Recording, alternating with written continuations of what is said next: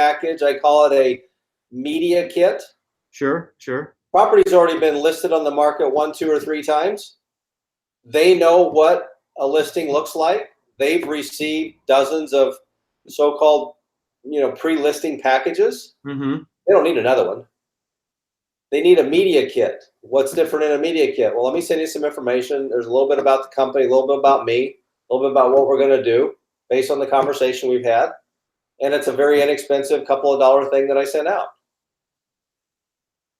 And is that how you got the listing or appointment that you're going on today?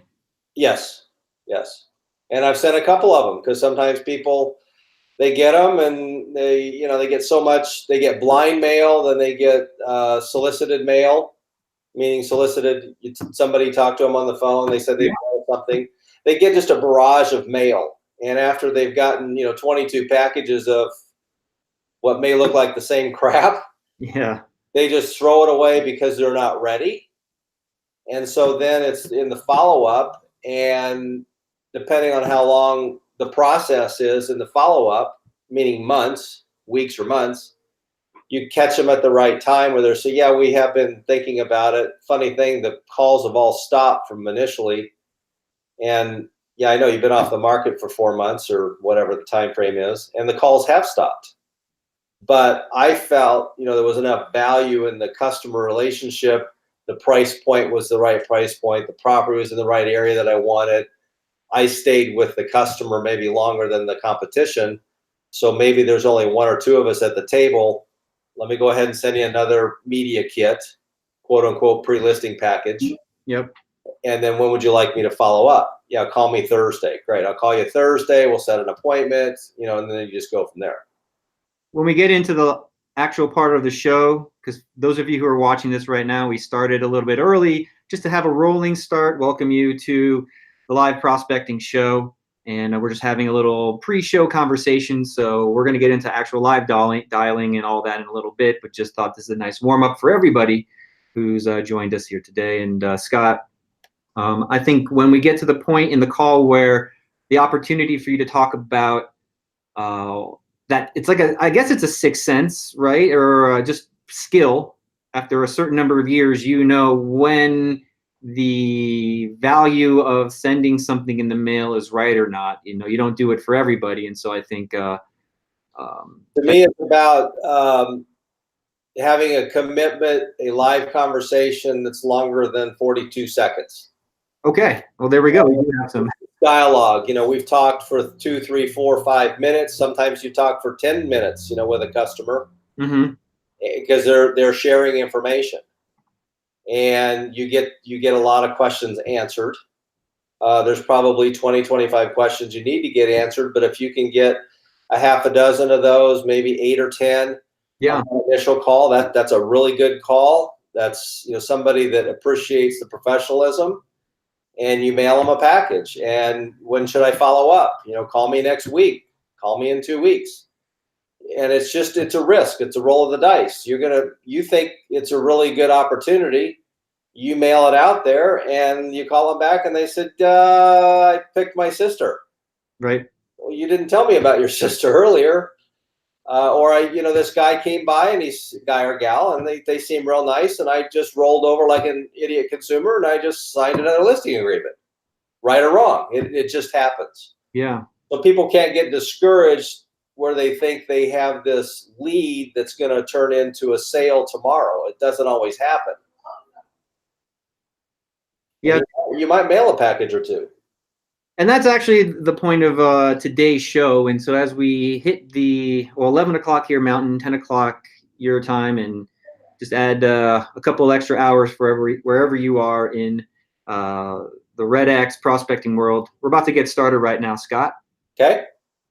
So I'd just like to welcome everybody to the live REDX prospecting show. I'm your host, Justin Zimmerman, and I'm here with Scott Cramer, who has many years of experience, amazing ideas that he's used to transform his business. We talked for, it felt like, I don't know, an hour and a half the other day about all the strategies and approaches and things that you're doing in your business. And so we like to have people like Scott on this show because they demonstrate a number of principles in action, in practice, that allows people like him and people who want to be like him the opportunity to understand the expectations of what prospecting is all about, as well as getting the mindset, the skills, the tactics, the scripts, the follow-up, all the elements, all the sequences of how they all fit together, all in one person in one place at one time. And so this is that show where if you feel like you're alone in your business, well, we like to say around here, you might have to do it alone, but you're not alone. And today's show is going to be covering expired listings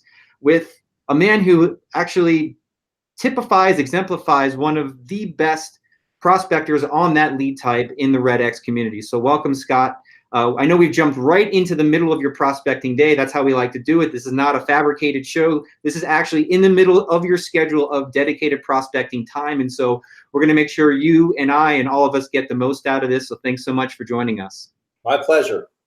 Yeah, absolutely. So one thing before we get started, just to give everybody watching this an idea of what we're about to get into frame by frame, is we're going to do a little bit of the beginning here to give you an idea of what Scott's business looks like, how it's set up, how he got into the business, so you can understand where he's coming from. And then once we get through that, he's going to jump into live expired prospecting. So one of the best questions that we started with earlier today is, why prospecting, Scott? Why have you chosen prospecting as the way for you to build a built to last business? Well, it's probably the least expensive, the most quickly fruitful business you can get into right away. I mean, the expired properties on the market, depending on where you are in the country, could be anywhere from 20% of properties expire off the market or cancel. To me, it's all the same. To maybe as high as 40%, depending on where you are, time of year, time of market. There's a lot of different factors. And the consumer's already signed a listing agreement once, twice, or three times. Yeah. They just picked the wrong agent. They picked the wrong price. They wouldn't listen to the first agent. You know, the old saying is, you want to be the firstborn child and maybe the second or third spouse, and maybe the second or third real estate agent. I think we have I've heard Mark, the owner CEO of the company, say there's the first to list, second to sell strategy, something like that. I should do a better job of knowing that. In fact, I'll get that. I don't know that one. But you know, prospecting is the low-hanging fruit. You know, it's building a relationship over the phone. Cost of lead is very inexpensive. It's just sweat equity is all it is. You know, you can write check equity or you can do sweat equity. And there's different pillars of business. And prospecting is not for everybody. It's not for the faint of heart. It's not for the thin skin. You got to be pretty tough to do it. So let's dive a little bit deeper into expectations, especially around expireds. I know we're going to get these questions while we're on the call, so why not preempt that and address some of them right now? I'm new to, let's say, expired prospecting. I went to an event. I got excited. I called up REDX. I got their services. I've got the screen. Everything's plugged in, ready to go, and I'm sitting in front of my computer.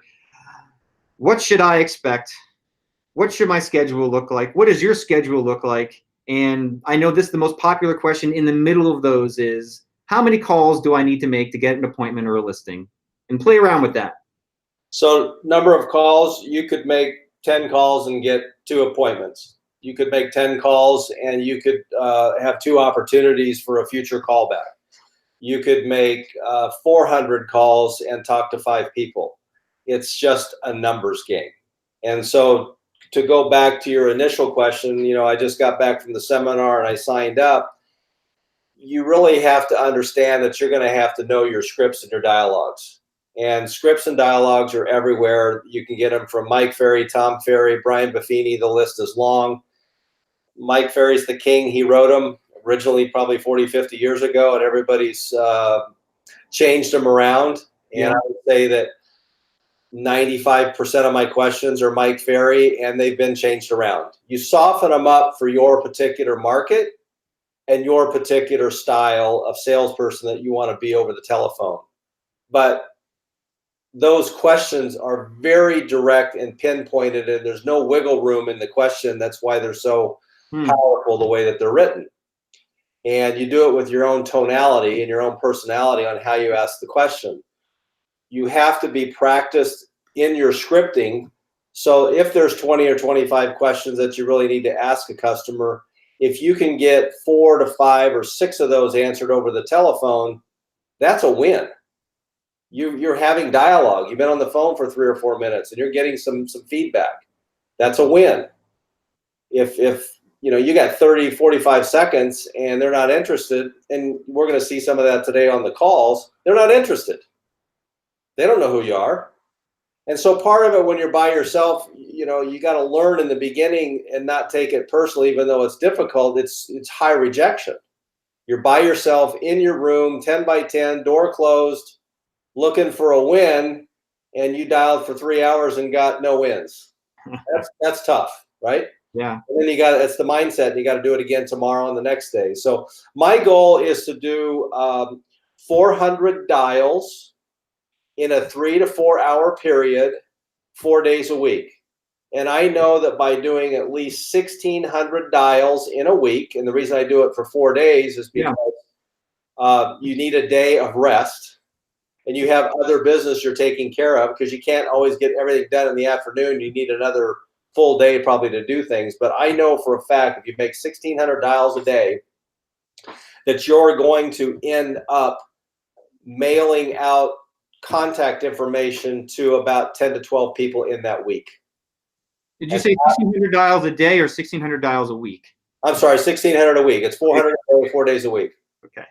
And that takes 3 to 4 hours, depending on the pickup rate and so forth. And the goal is 400 a day. I might only get 322 today, and tomorrow I get 422. It's just a goal. And however many dials I get, and the contact rate determines how many packages I send and how many follow-ups that I have. So whether I'm sending out 10 and you're only sending out 6, you might close 6 and I only close 2. I mean, it's just a numbers game. Yeah. So 2 things come to mind for me here. The macro, right? I think if people look at prospecting as something that they have to win at every single day, they're going to be quickly, sadly frustrated and feel defeated. And so to set the expectation around what the true macro is over the course of a week, if you do the week to week, is that the right viewpoint? If you just put in, I think so. Yeah. Is that the right lens for people to look at this through? Yeah. If you came back from the seminar, you signed up, you started with your program, and you get the living daylights knocked out of you in the first 45 minutes, meaning that you don't know your scripts and dialogues, you don't feel comfortable on the phone yet, you don't really know how to navigate around on the phone with the customer, then you need to stop and get off the phone and perfect those things, and then start over later that day or the next day. And it's a building block. You've got to get better and comfortable over the phone, just like if you walked up to the customer's front door and knocked on the door, you got to be ready for that presentation. It's showtime. Yeah. So pain and progress, risk reward. I wanted to jump into the other side of this. I think a lot of people understand the challenges of prospecting, and you're one of, I would say, the few who truly get and understand the rewards that come from it. So you mentioned the word win a couple of times. Let's talk about some recent wins from you through prospecting. And then I think that's a good transition for us to jump on the calls. So just in the last 2 weeks, actually it was May 23rd and May 24th, and there are different price points of properties. I'm in Southern California, price points are high. So one was a condominium, 1,300 square feet, 2-car garage, $540,000. Cold call, REDX call, mailed a package, follow up several times. They weren't ready. Sat down with them. They expressed that they were going to interview multiple realtors because the previous relationship was bad and the results were bad. And I was at the house about an hour. And then through the follow-up, they said, come list the house, let's get it sold.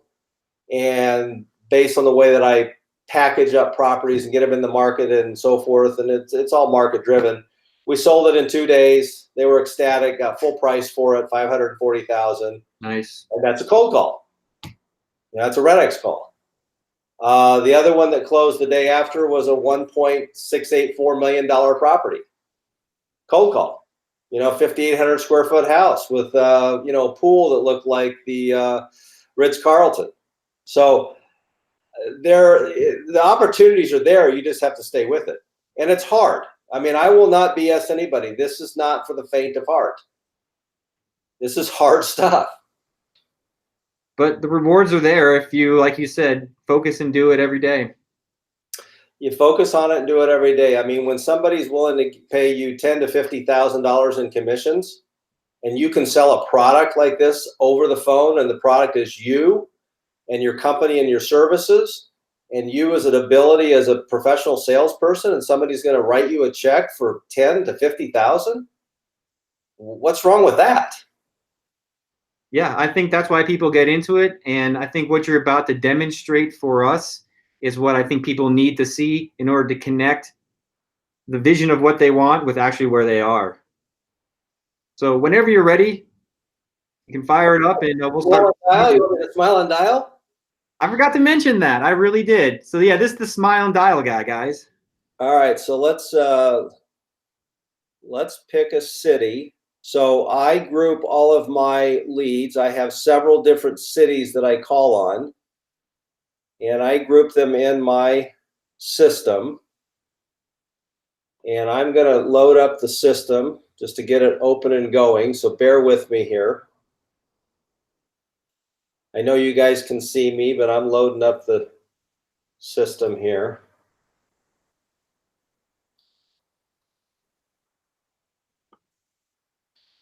So keep talking, Justin. I'll do a little dance for everybody. All right, let's see your jig. I think I'll spare everybody that as well as embarrassment for myself. But all right, so we're going to do this on speakerphone, which I normally don't do. I usually do a headset, but for our audience today, we're going to do this live speakerphone. I don't know what the receptibility from the customer will be because I've never done it this way. So taking one for the team.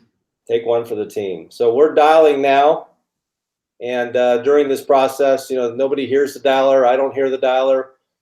I'm just watching a screen here. I know you guys can see me, but I'm just watching a screen and seeing what's flying across the screen. So at some point, somebody's going to answer. Where's the smile? Because it's dialing. There it is.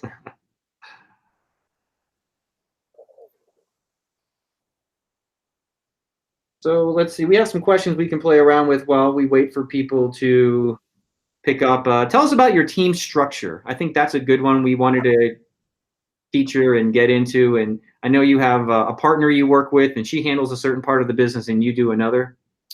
I actually have two business partners, a male and a female, and they smile and dial just like I do. Their personal situation is such that they can't be full-time in front of the customer, meaning being able to go out and do listing presentations, but they have the ability and the time to make the telephone call. So we have a commission split worked out between us. They will tee up the appointment based on training and working with each other, role playing, questions, dialogue, and they'll tee up the appointment, and then they hand it off basically to me to go out and list the property, and then I co-manage the property. Let's see here. We're having a problem with our techno here, so bear with me. Sure. So I list the property, we co-manage the property, and we take it to the finish line and sell it. And so they do the ISA work, and you kind of do the in-person presentations and selling work. Correct. And how long have they worked for you? You are now logged into the Mojo Dialer. Please press the They don't work for me. That's one of my biggest things. We're business partners. So when they're on the phone and they're talking to the customer, I'm a business partner to them and vice versa. Because, you know, we share in a commission. 949. Okay, so the dialer's working and there's nobody there. So we're moving on. Moving on. Sometimes they'll go on the listing appointment with me. They're always welcome to. It depends on their schedule. Hello? Who's it? Yes, hi. This is Scott Cramer. Is this the Jang residence in Lake Forest? Sorry, I forgot that you. What do you say? I said, are you the property owner on Sunset View Drive in Lake Forest? I guess you called the wrong number. Thank you. Sorry to bother you. Have a wonderful day. So wrong number, disposition the call, move on to the next one. So like I was saying, they go on the appointments with me sometimes, not all the time.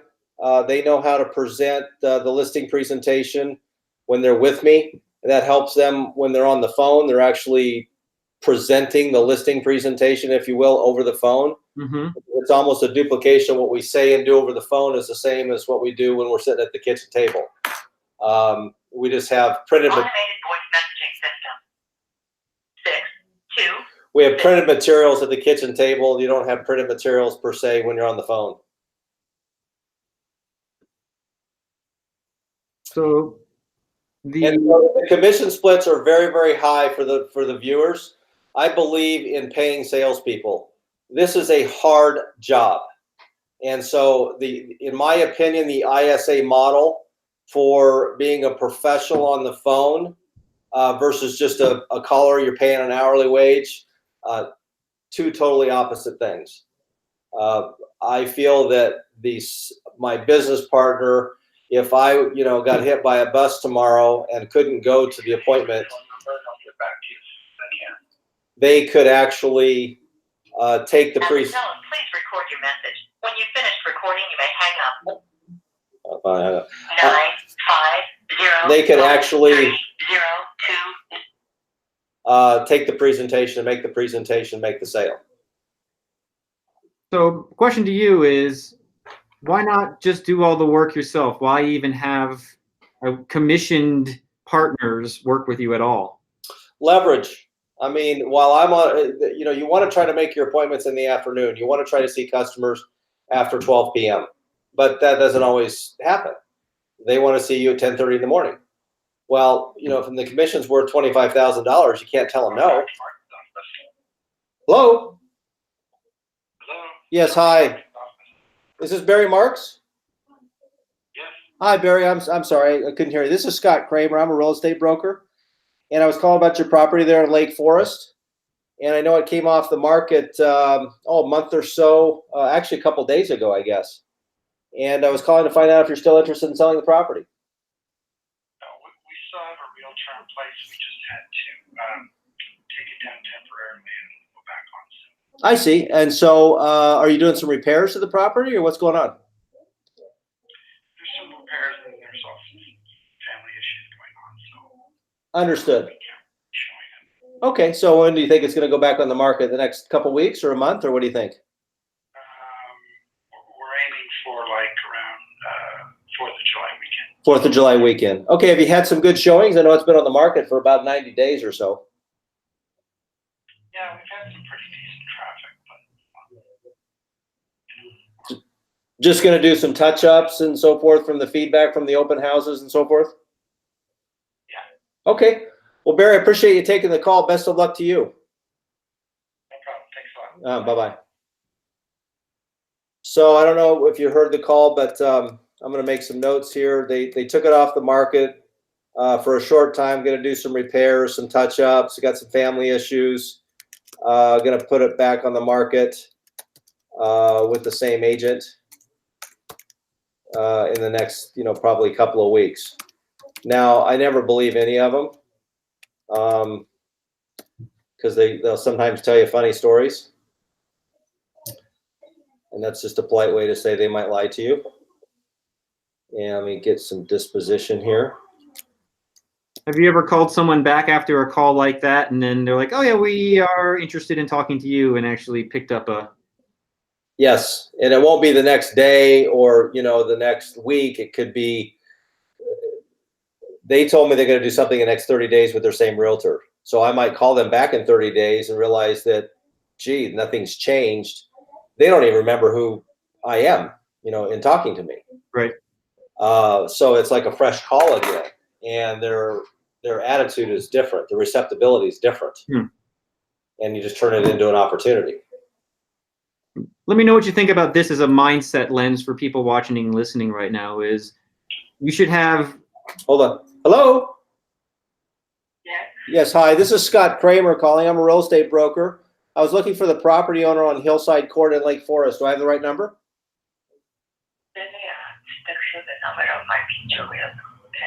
I'm sorry. What is that? I can text you the number of my future realtor if you have someone interested. Oh, have you already signed a contract with the realtor? Sure. Oh, okay. And who's your realtor? Who'd you decide to go with?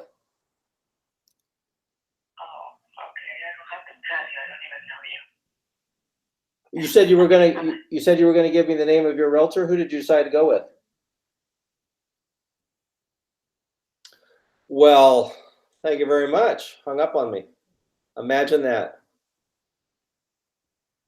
So they said they're gonna go with somebody they already signed a contract with. Who knows? It sounded like she said, "I'm not going to tell you because I don't know you." Yeah, that's what she did. She's like, I don't know you. But first she said I would tell you, and then now she doesn't know me. So they'll tell you anything to get you off the phone.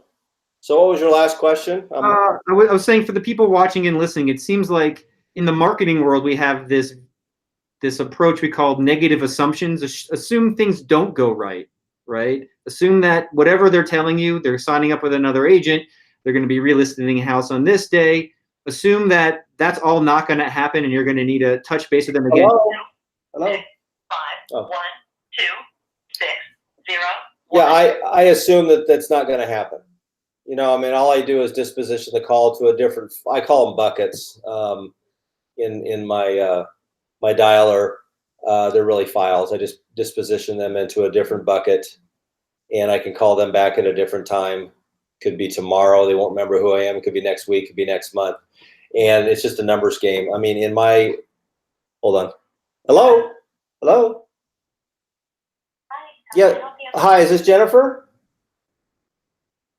No. Oh, I'm sorry. This is Scott Cramer. I'm a real estate broker. I was looking for the property owner on El Paseo in Lake Forest. Oh, no, we're not no. I think it's the wrong number. I'm sorry to bother you. Have a wonderful day. So now I got one that's calling back. Do you answer those, or do you just continue forward? Yeah, it's calling them back.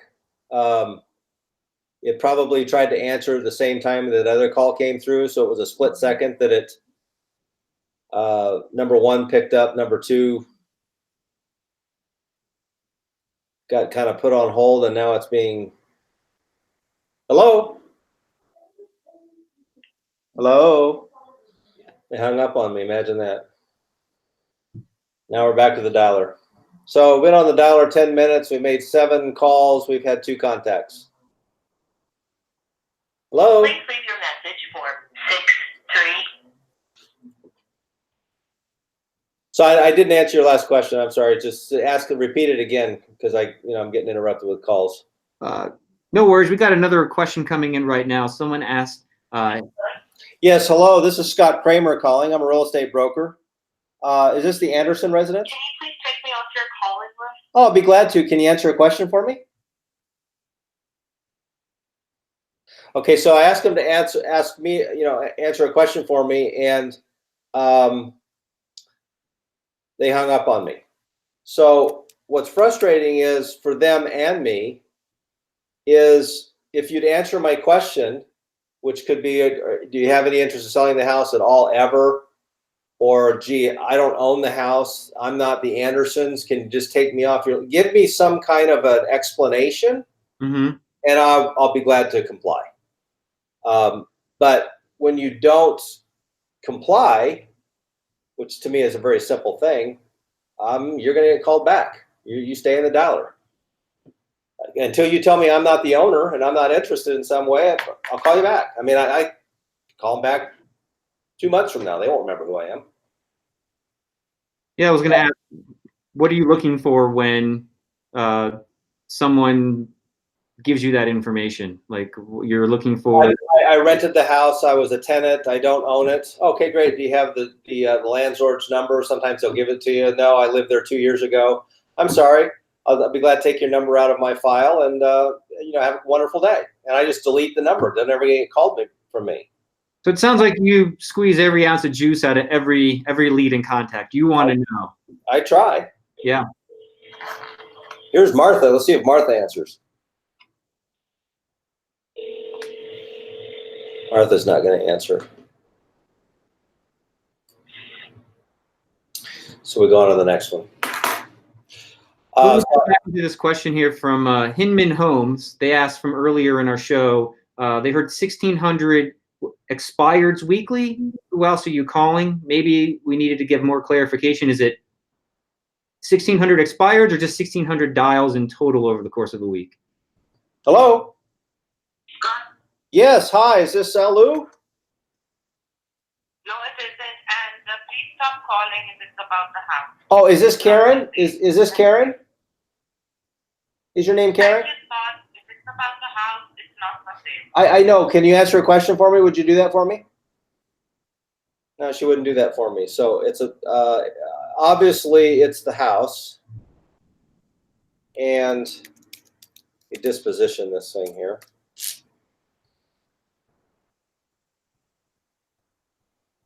So to answer your question from Inman, before I continue, I only call it expired and canceled. I don't do any circle calling or circle prospecting. It's all, to me, expireds is expired, canceled, withdrawn. It's just, I call it expireds. I probably have, well, I have 2 different counties that we work in. I have Orange County and Riverside County, or the Inland Empire, as we refer to it in Southern California. And so I probably have literally 10,000 leads in my dialer for the Inland Empire, and there's 12 or 13,000 of them in Orange County. There's so many leads that they just stay in my dialer CRM. And they're all divided into different cities, and then they're also divided into different months of the year. And then I also have buckets of different years. I have a 2019, a 2020, a 2021. I'm not selling for 2 years. Great. I'll throw you 2 years down the road. I'm not selling for 6 months. Great. I'll call you in November. It's just a way that I work my system where I'm going to put them. But to answer Inman's question, yeah, the goal is to dial 1,600 dials in a week. It's 400 a day times 4 days a week. That's 1,600. I have found that that's the magic number for me to be most productive. And to get the most juice out of the lemon is like you said, Justin. It could be 2,000 dials for somebody else. It could be 800 dials for somebody else. It's the discipline to say, okay, I'm going to sit down and work from 8:30 to 11:30, or 8:30 to noon, whatever it is to get through. The goal is 400 dials in a day. Yeah, that when you put it in those terms, it helps reframe the conversation I think a lot of agents have looking at this. Is that you just said from 8:30 to 11, I've got to, essentially that's when I really work. That's when you really, really work, right? And you're taking home $10,000 to $50,000 paychecks, and then kind of the rest of it is showing up and doing presentations and the more fun side of the business. Yeah, this is the grind. This is not for the faint of heart. This is not for the weak. You got to be tough-skinned and mindset. I mean, we've made how many here? We've made 11 dials, 3 contacts, 2 bad numbers, 15 minutes on the dialer. You've heard some of the calls. They hang up on you. They tell you to take you out of the system. So what? Yeah, I think the point I'm trying to make is for 4 hours of work a day, you make real work, real work, $10,000 to $50,000, and I think that's the framework to look at this through. Well, yeah, I mean, it's everybody's price point's different. So if you're in a market where the average price is 200,000 and you want to make 200,000, maybe you need to make more calls. You're in a market where the average price point's 500,000 or 600,000, either make more money or make fewer calls. Yeah, it's as everyone says, it's a numbers game. But see, I don't work weekends. I work Monday through Friday. Now, when I say I don't work weekends, do I hold an open house once in a while? Sure. Please leave your message for 9492. Do I have to go do a listing presentation on a Saturday at 2 o'clock? Sure. It happens. But 99% of the time, I work Monday through Friday. I'm up early in the morning doing my things. Please leave your message for 62. I would say I work a half a day. You just pick which half you want to work. So, is it 6 to 6? Is it, 7 to 6? How long does it really take to eat lunch? 10 minutes? I mean, you can squeeze a lot, in a number of hours. Automatic voice message system 40. You can do your emails in the morning. A lot of pre-work. Smile and dial for 3 hours. You still got plenty of time the rest of the day to handle your other business and your other escrows. And, like I said earlier in the conversation, and I put on Facebook yesterday, I have an appointment today at 3 o'clock that is from, cold calling. The price point's 1.1. We solidified the appointment yesterday and been following up with them for probably 3 months. Call has been forwarded to an automatic voice message system. Why don't you work other lead types? Hello? See? Yeah, hi. Is Santos there? Santos in? No. Is this the right number for Santos? No. Oh, wrong number? No. Speak English or no English? Hung up on me. Imagine that. No, I have worked very hard and diligently to become what I would like to think is a master of expireds. Not to say I couldn't, change the questions around and do circle prospecting, but I like the expireds. I mean, people want leadership. People want a good professional agent. They failed in the market once or twice before, and they want to sell the house. They're looking for a pro, and they got them. So I ask the hard questions. I ask hard questions on the phone. I ask the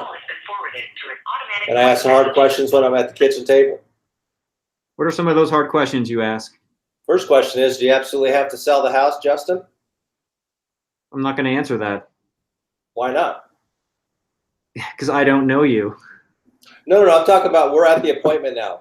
I know. I'm being difficult. Oh, that's okay. You mean you're being difficult on the phone? No, I thought we were doing a little role play there, and I was. So if I called you and I said, hi Justin, this is Scott Cramer. You're the owner of the property over 123 Main Street. Yes, I am. Reason for my call is I know it came off the market recently, last week, last month, whenever, and I just wanted to find out if you're still interested in selling the house. We're kind of debating that right now. Excellent. When are you going to start the interviewing process to find the right agent to help you get the property sold? Probably the next 2 weeks. 2 weeks. Do you have a firm date? You want to set an appointment now, or what do you think we should do? I think you can call me back. That might be better. Would it be all right if I get some information about my products and services in your hands? Don't see why that is a bad idea. Excellent. So you live in the property? Yes, we do. You receive mail at the property? Those are good questions. Yes. Okay.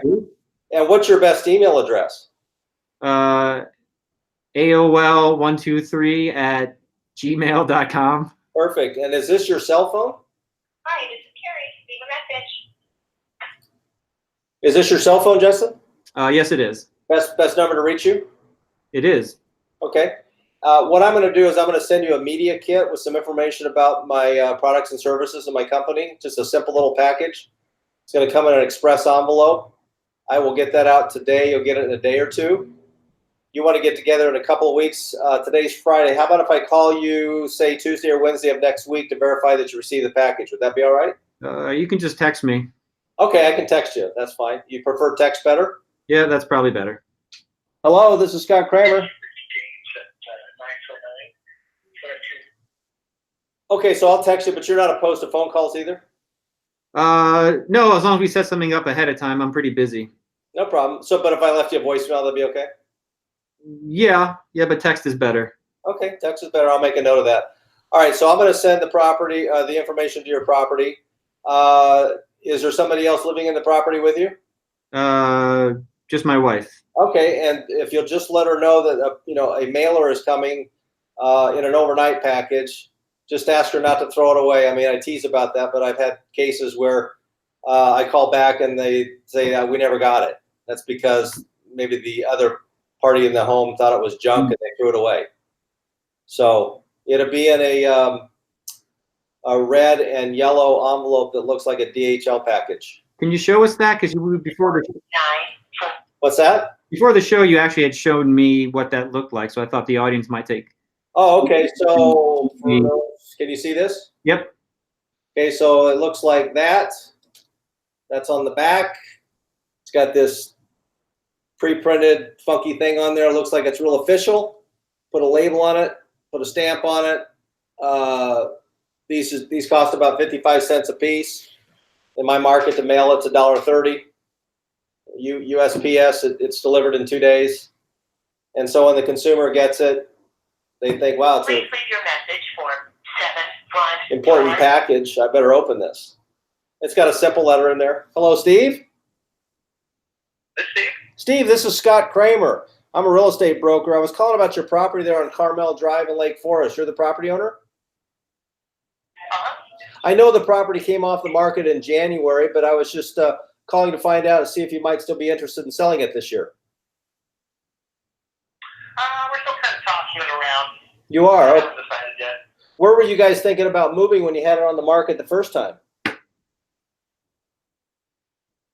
Where were we thinking of moving? Yeah, were you saying local, or were you moving out of the area or out of the state? That's kind of up in the air as well. We're trying to get out of the state, but we're not really pressed for time, so we're just kind of waiting for the market to bounce back.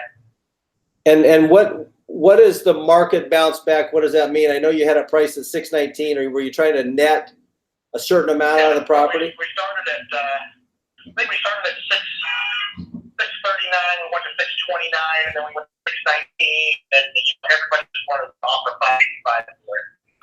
Got it. So how did you guys price the property? Did you price it, or did the agent price it? No, well, we did it together. We took the comps in the area and went with because it needs some painting, needs some updating. So the houses were supposedly going in our area for like 679. So we wanted to get some business going and offer at 639. But at the end of last year, people were just they were just lowballing it. Well, and I'll agree with you there. The market turned a little soft toward the last part of last year and into the first part of this year, but actually it's very strong at this point, and interest rates are at 4% or lower depending on the quality of the borrower. You mentioned that the property had some feedback, needed some painting and touching up and so forth. Have you finished those things? No, we haven't done anything to it yet. Okay. And so when do you plan on maybe putting a little spruce up on the property? I don't know if we are or not. I'm really not into doing that. I'm not really into, I'm just not into putting money into it, and just, everything I put into it, I got to get back out of it. Yeah. Well, if you put in, $10, you want $10, but you put in 100 and you only get 25. I know the math doesn't work, so I can help you with those. The bathrooms, the kitchens were updated. The bathrooms need to be updated. It needs new carpet. It needs new paint. I'm just not into putting another $10,000 into this house, trying to get that back out of it. I understand. So Sure. We're gonna end up probably just leaving it as a fixer, and when we decide to sell it, we're gonna price it accordingly again. Well, and honestly, we're not into. We're honestly we're not even contemplating selling it right now. So it's just something that if we decide to, we already have a family friend in the business. So. Oh, you do? Okay, so is that the previous realtor? Is that Tim Johnson? Yeah. Yep. Okay, so if you did put it back on the market, you'd use Tim? I probably would go with him. Yeah. Would you be open to having any discussions with somebody like myself? Honestly, probably not. Okay, even if I could show you that I could, So, maximize more dollars out of the property by the different marketing techniques that we use. Are you familiar with our marketing techniques? I'm with Coldwell Banker. I'm going to be honest with you. Since we took it off the market, we had probably, since we took it off the market in January, we probably had 5 times the people calling us that came to see the place. Okay. So once your name is taken off the MLS, every realtor in California calls you, just like you are today. They just want to list your house. So well, that's the difference between me and maybe the other people. If I would have gotten this kind of reaction to the house when it was actually up for sale that I've gotten in the last couple of months, people calling me, I probably would have gotten it sold. Well, there's a difference. I understand where you're coming from, but sure. I mean, honestly, I've probably gotten 200 calls on my phone. Got it.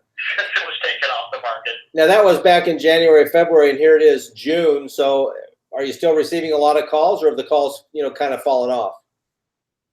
Well, they have fallen off, yeah, but still, I mean, it's been 6 months and people are still calling me. Sure. Well, there's a difference between a person that just lists a house. I mean, you can list a house for $300 and put pictures up. That's one way. Or you can hire a professional to show you what it takes to get the property sold at the maximum price in the market. And if you're open to sitting down for 20 minutes to learn some of the things that we can do to maximize the dollar, I mean, if I could get you the extra 25 or 30,000 that you want, would that be, worth sitting down for 20 minutes? It's possible, but honestly, right now, I can't really get into it. I'm at work right now. I'll keep your money. I'll keep your number on my phone. If I decide, I'll give you a call back. All right. Well, this is an outbound calling number only. So why don't I do? Email me something. Yeah. What's your best email address, Steve? It's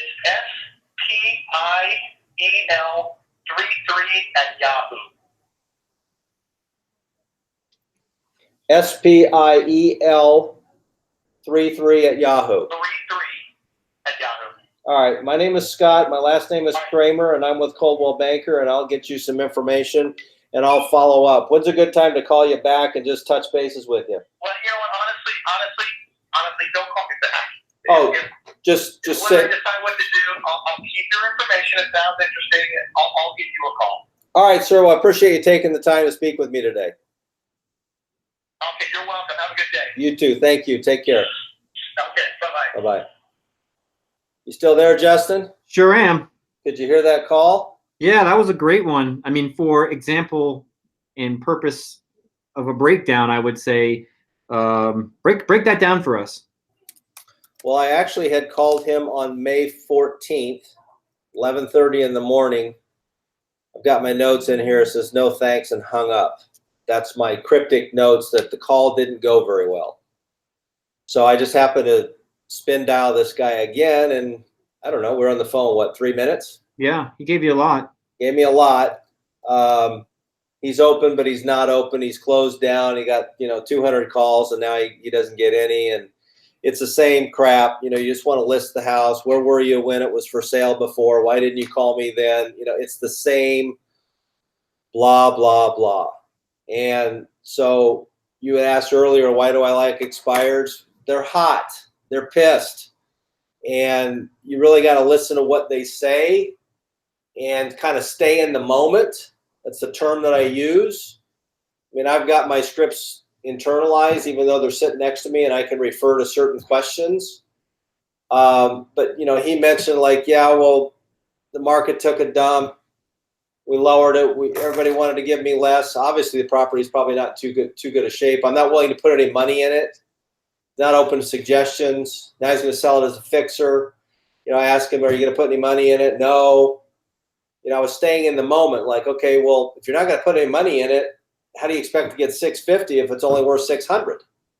I mean, maybe you can put some lipstick on it. Yeah. You know, it's still a pig, but you put lipstick on a pig. You know, maybe you get some more money out of it. But you're going to go with your buddy, your friend. You're so closed-minded that you're not going to talk to anybody else. I love how you teased curiosity in saying, well, if I could get you this, wouldn't you want to at least hear what I have to say? I feel like that is a good psychological opener, right? It kind of opens up that shut down mind, because in his best interest, wouldn't he want to know all his options? Yeah, I mean, this guy is shut down. He's angry. He's talking about it with his spouse that he wants to sell this property. There's no specific. They want to leave California. Okay. All right. There's a lot of information there. He is worth, you know, text me. Don't call me. I'm at work. Don't bother me. All these things. You know what? I don't care. It doesn't matter what he says. I just put him in the notes. I personally would take the risk and possibly mail him a package, but probably not till the next call. You know, I'll text him, email him, see if I get a response, maybe try to call him back in a little while, another couple of weeks, maybe have some more dialogue. If I can get him to get off of the friend realtor, text or call, email, you know, try to take the thing somewhere. It's a 50-50 lead. I don't give it a lot of weight, but there is an opportunity there. Has there ever been a moment where you've dealt with someone like this in this similar circumstance that's turned into a listing and a sale? Yeah. In fact, let me make sure I disposition this thing the right way. I don't want to lose him. I have to go dig for him. I'm back on the dialer, but I'll pause it here. Okay, so we're paused. Yeah, actually, it's a great story. When I first signed up with REDX probably 5 years ago, as a rookie, I called a lady in Fullerton, 650 house. It was probably worth 650, but they were getting lowball offers. Was a bad agent. They had tons of calls. They said, we're going to have interviews at the house. Let me back that up. First, we had a phone interview. They were weeding out who they wanted to talk to by phone. So it was a phone interview, called 30 minutes. I made the cut. They said, we're going to be at the house on Saturday. There's going to be 10 of you. You have a problem of, you know, being in the room with 10 other realtors. We're going to have them set up every 30 minutes. Oh, gosh. Yeah, no problem. So, you know, I was number 3 or number 5. I don't remember. You show up and they're finishing up their appointment with one person, and now I have basically 30 minutes to present, and you know the time's ticking, and the next person's early, so they're 5-10 minutes early. They're listening to you. And long story short, they cut it down to a short list. Had another phone conversation with them, and they said, "We're going to select you." Excellent. Had it on the market for about 3 months. Got full price at $650. So they started off negatively, you know, kind of like this guy, getting lots of calls. Guys are bothering me. Where were you before? Same crap. And you just got to kind of get through it. If you feel as the pro that there's opportunity, see, that guy's got pain. There's pain there. So can I take care of his pain? Will he allow me to at least have a conversation with him to help him with his pain? And if he won't, he won't. It's just a call. That's a really good breakdown of that. And it seems like that's really the mindset to apply to this. We, a long time ago, actually interviewed you for helping expired homeowners and really getting into the debate, because I think there is a debate out there that people think that calling expireds doesn't serve the community or consumer. And I think that if we really look at, well, what does that actually mean? If someone can sell their home at a price that they agree to and meets their needs or expectations in a timely manner that gets them on to the next stage or step of their life, and you're the person who can do that, then isn't that a service to the community? And I think we interviewed you about that particular set of circumstances that allowed people to see expireds differently, because you are calling people who are saying not to call, but maybe sometimes people don't know the value that you as an individual are bringing. And I think that's the challenge and the art in calling expireds. Thank you. Yeah, I appreciate that. I mean, well said. It's a mindset. I mean, the guy did not irritate me. He's got pain. I can, eliminate your pain if you're willing to talk about it. Some people have to go through it a couple of times to realize that, it's not about hiring the pretty person, has the best looking, BMW, the best looking briefcase. That doesn't sell the house. And you're talking about an asset that you've got $200,000, $1 million of equity in it. You want to preserve that asset.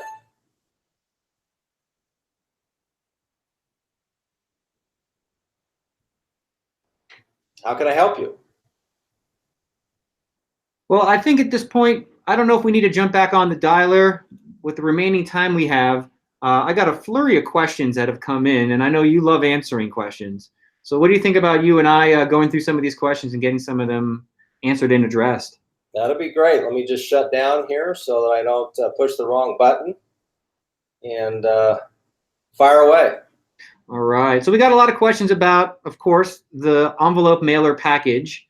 And so let's look at this from 2 points of view. We've got Dan McWhorter who asks, what's in the package you send? So it's a one-page letter, and I'll actually pull it up and read part of it to you. People are welcome to reach out to me. You can provide them, my information if you want. Can they text you? I hate text. And that is a peeve for me. To me, texting is I'm going to be 5 minutes late, or I'm already here at the bar. Can I get you a beer? That's texting. But to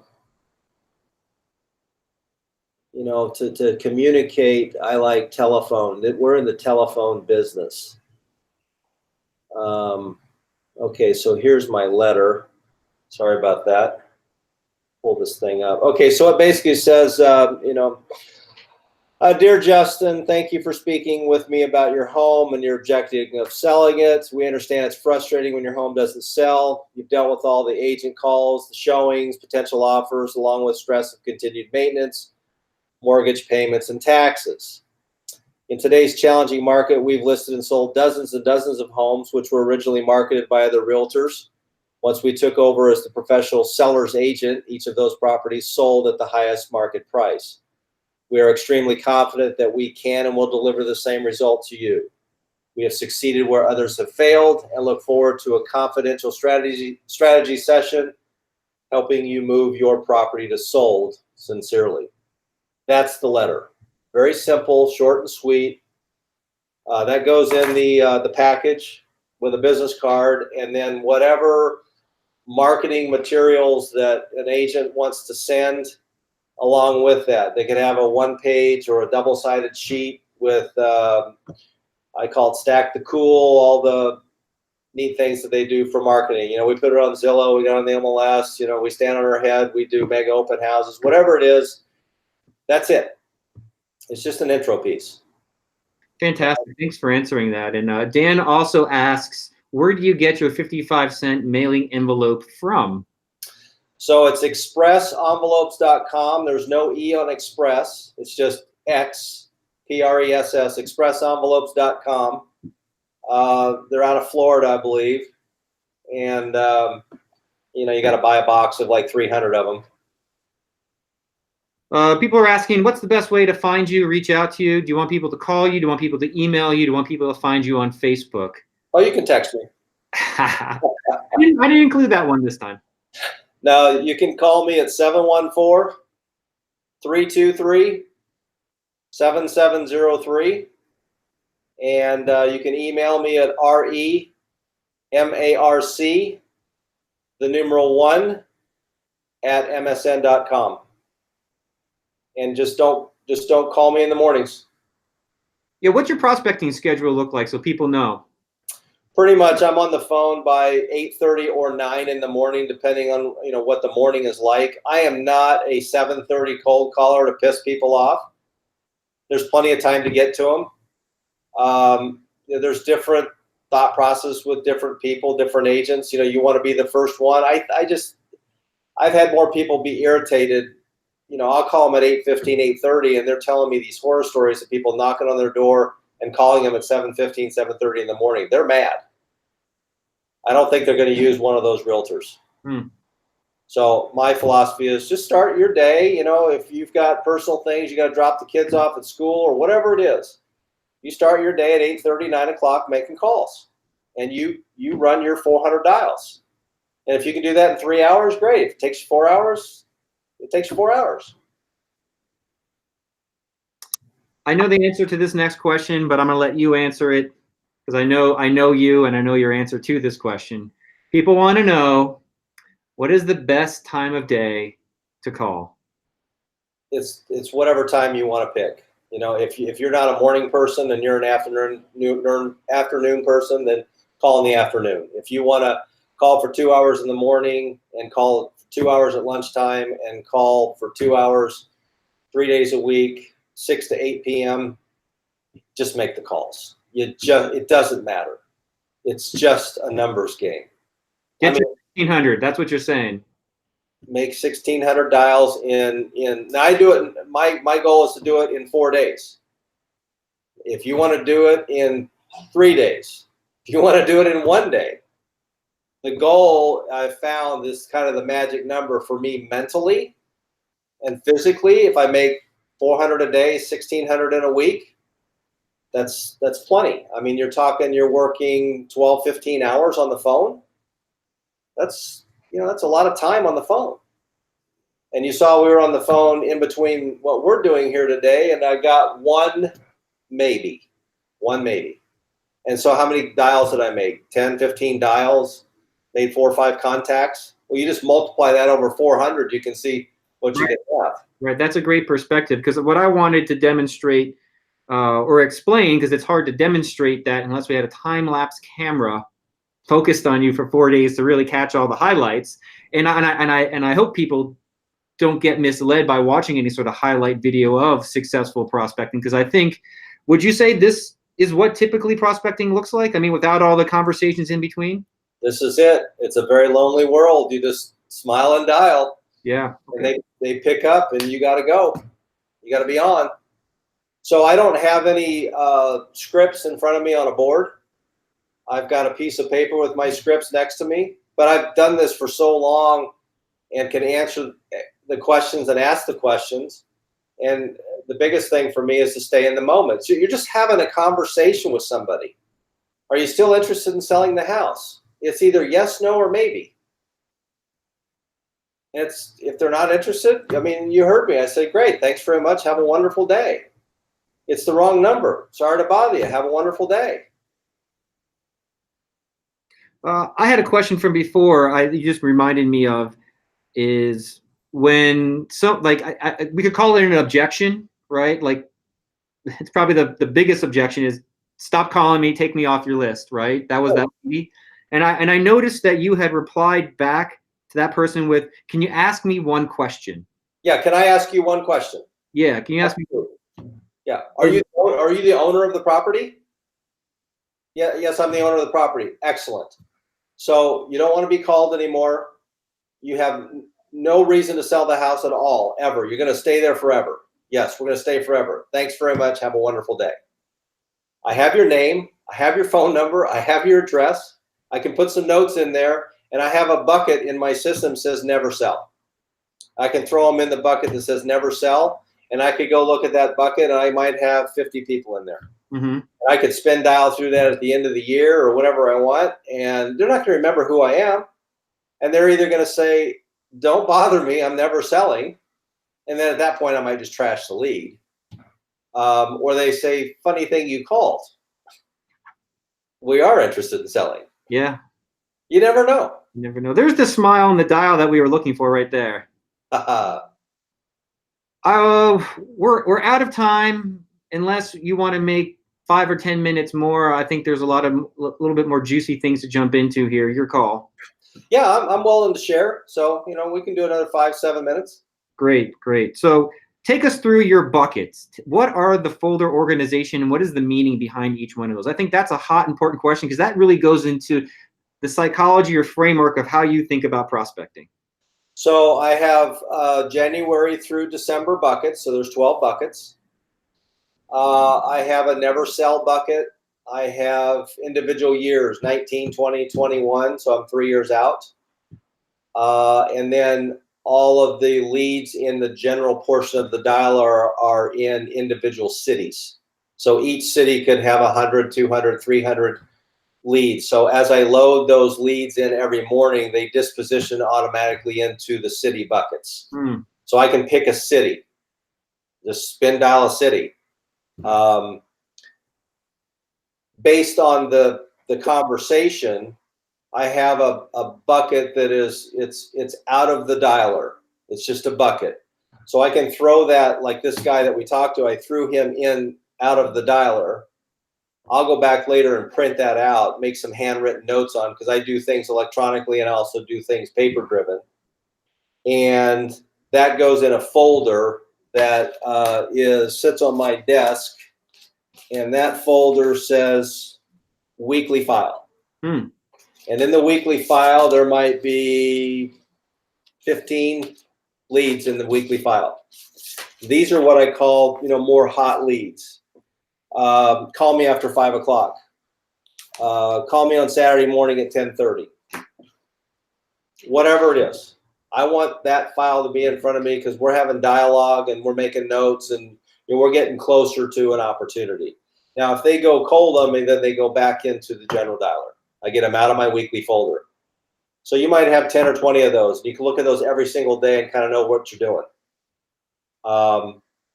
So you can call monthly buckets, January, February, March. Here it is, June. I can call it the January bucket because I just threw them into January at whatever. Maybe they're 3 years ago. And they're either still in there or they've relisted and sold because that's the way my system works. It gets pulled out of the system and it's sold.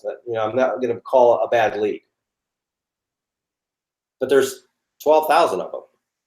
That's a great description. I'd love to see that on your screen at some point in time. Not today. We don't have time for that.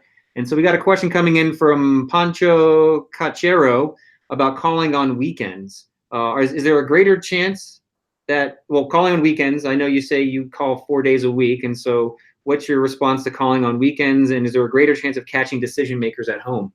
You got to try it for your market. I don't know what market he's in. And do you want to work weekends?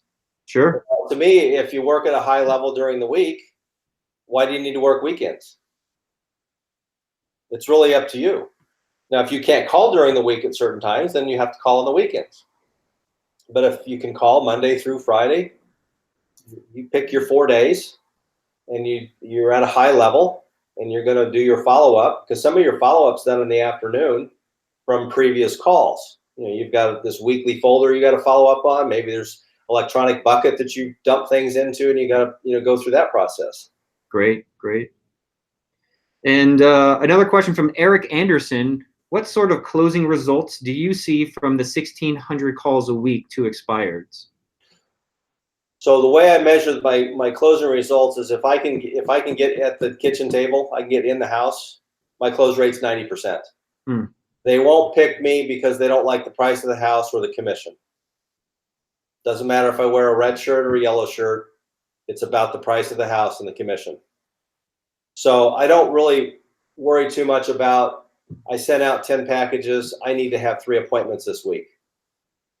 I need to get in front of the right people to make decisions and sign the contract. Because if your average commission's $10,000 and you want to make 100,000, that's 10 closures. Well, how many times do you have to sit at this kitchen table to close? So your presentation has to be tight once you get there. I mean, it has to be so tight. You get one chance to make an impression. I'm sure that's going to spawn a bunch of questions we don't have time for right now about your listing presentation. But I do have a question from earlier in the show from Donna Bramlett, who asked, how long is your presentation? The listing presentation? If there were no questions and objections, it would be 20 minutes. Wow, great. I mean, I'm not going to spend hours there. When we get into the pricing of the presentation, that's where the most time is spent. On an expired listing, depending on the complexity and differentiation of the property, I might spend anywhere from an hour to 3 hours on comparables. You have one chance to convince them why it needs to be priced within a very tight range. I never pick the price. I give them the range, and the range is not like this. The range is like this. Because part of the presentation is we're setting up in the presentation a price reduction. But if they're too far out of the range, and I've been on listing appointments where they still want to be 8 to 10% above the market, and I won't take the listing. I'll walk. That takes a lot of agents don't do that. It's not worth my time. So I'd rather spend an hour with you at the table. There's been 2 hours where they have lots of questions. I had one 3 months ago. 2 properties, 2 lots, single driveway, long story. They're priced at 2.2. It won't move. Main house is worth $1,050,000. Second house is worth $550,000. They said, "You telling me my property's worth 1.6?" I said, "Yeah, 1.6 is probably about right for the both of them." Loved everything I talked about. Ready to walk out the door. We're high-fiving. Everybody's happy. And they turned around and said, "Would you take the listing at 2.2?" I said, where were you for the last 2 hours? The answer was no. It's still sitting there. All You right. want to sell the house, then we got to price it right. Well, knowing your numbers is a big part of this. Knowing your integrity and what the value of your time is sounds like you've got that really figured out. 2 minutes left. I want to squeeze in 1 or 2 more questions about voicemails, because we didn't hear you leave voicemails, but the dialer was leaving them for you. And so people just want to know, are you leaving voicemails? And I think I can answer that for Cody and Ted and a couple other people who asked them. Yes. You and I talked about voicemails before the show. And so if you could just give us a mock verbalization of that voicemail that we talked about. If I called your house and your voicemail said, "This is, are you married?" Practically, yeah. Okay. And your wife's name is? Anissa. Okay, so this is Justin and Anissa. We're not home right now. That's the kind of the typical message, right? Yeah. Or I got your cell phone and it said, "Hi, this is Justin. I'm not here right now." Well, I know that Justin is tied to the house because I'm looking at it on the screen. Yep. So I would say, "Hi, Justin. This is Scott Cramer. I'm a real estate broker calling about your property there in Utah or wherever. And I know it's off the market, but I have some strong interest and some questions about the property, which I'm sure you can answer for me. I can be reached at this number, and I welcome your call." That's my voicemail. And sometimes people call me back, 1 out of 200, 1 out of 500, whatever the number is. They say, "Got your message. I heard you had a buyer." Never said I had a buyer. Just said I had some interest and some questions. A little interpretation twist. That's amazing. So it's whatever works in your market. And then you get on the phone and say, "Yeah, I was calling about your house and it was off the market. And are you still interested in selling it?" And they're like, "Yeah," because they are. If they're going to call you back. That's great. Not everybody calls you back, but at least next time you call back, you can leave the same type of message. I called a couple weeks ago. I'd like to talk to you about your house. I'll welcome your call. They're either going to blow you off or they're going to call you back or they're going to tell you not to call them again. I think that really wraps up today's show. The thing that you really have given me as far as principles to bounce back to everybody else is the perspective, that macro of don't look at every day. Don't even look at the number of calls you're doing a day.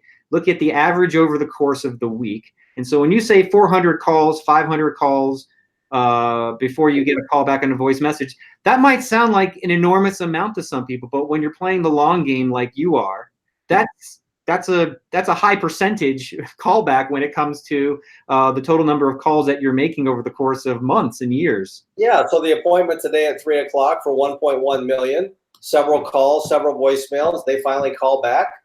They're interested. They've received the package. We're going to get together at 3 o'clock. We're going to have a conversation about their house in the market, their motivation. Today. What's that? That's today? That's today at 3 o'clock. Today at 3 o'clock. We set that appointment yesterday. Fantastic. Well, you're a wealth of information when it comes to expireds. You are stern, you're integral, you're focused, and you really don't put up with people's no's. You really know how to look at the long-term game and understand the psychology of not just prospecting, but the psychology of humans. People say one thing today, and really, just like the weather, it changes. And tomorrow, you're out there, measuring the temperature and asking again. And so I think your perspective, that long-term view, the framework of 1,600 calls, set that as your goal, and to continually ask questions. And so I just love having this conversation with you today. Thank you so much for making time in your day. This is prospecting time. These are dollars that this is time that you could be making and producing dollars, and you've chosen to spend it with us. I just want to give a couple of shout outs to the REDX content team, Haley and Andrew. Thanks for helping making this show possible every week. We love you guys. Everybody here at REDX who helps make the software, the products, the support. We couldn't put on this show. We couldn't provide the service and products that we do without everybody working as hard as they do here. I get a lot of shout outs for this hat. So if you want one of these REDX hats, you love one of these REDX hats. I got one. You sent me one. You got one, right? Yeah, you sent me one. We've got a little secret project going, so just hold tight. These will most likely be available sometime soon. And no matter where you're watching this right now, whether it's on the redx.com/live-prospecting, on our Facebook page, on YouTube, anywhere you're looking at this, check out the show notes, the links. We've got a lot of resources we put together for expired prospecting, including blog posts and scripts and audios and podcasts that you can go watch and listen to supplement and add to today's experience. Check those out. We put those together for you. Let's see, any other cool things coming up? If you're a customer, check out the REDX forum. That's a place where prospectors and members of our community go to get their questions answered and asked. You can see that inside of Vortex. And so if you don't know about it, I hope you do take the chance now to go inside and find the customer forum. And so like I would like to say every single time we do these, that the purpose of this show, the purpose of bringing Scott on here, is to help give you a realistic expectation of what it takes to be successful at prospecting, and to have the right expectations, the right tools, and the right mindset, and to learn from people who do it every single day and find success with it. And so I hope you got a little bit something to help make your prospecting more powerful and more prosperous. And so I'm Justin Zimmerman here with Scott. We hope you had a great time watching us, and we hope to catch you the next time we do the show. Thank you, everybody. Over and out.